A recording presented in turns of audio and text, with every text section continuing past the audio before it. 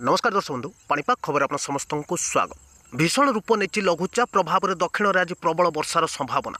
5 जिला को yellow warning सह चेतावनी देती विभाग 7 ରୁ 11 सेंटीमीटर भितर वर्षा नहीं सूचना जारी होती।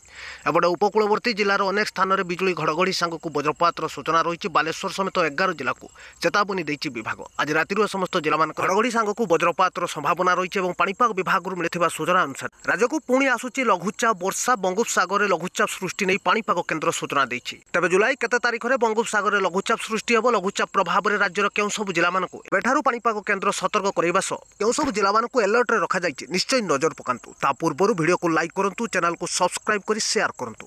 तो भारतीय पाणीपाग विभाग बा आईएमडी रु जारी सूचना अनुसार बंगोपसागर सृष्टि होइछि लघुचाप क्षेत्र। उत्तर बंगोपसागर संलग्न अंचल लघुचाप क्षेत्र रही।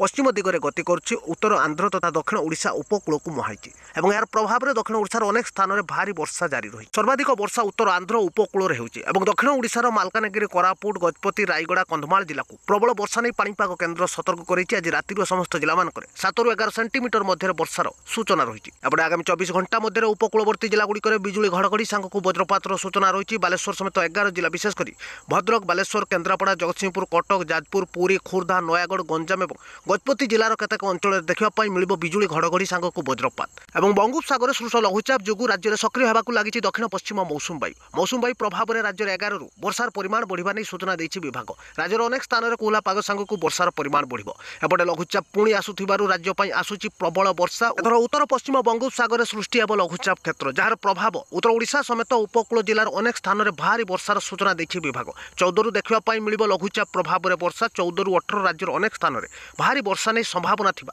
पाणीपाग केन्द्र सूचना देती।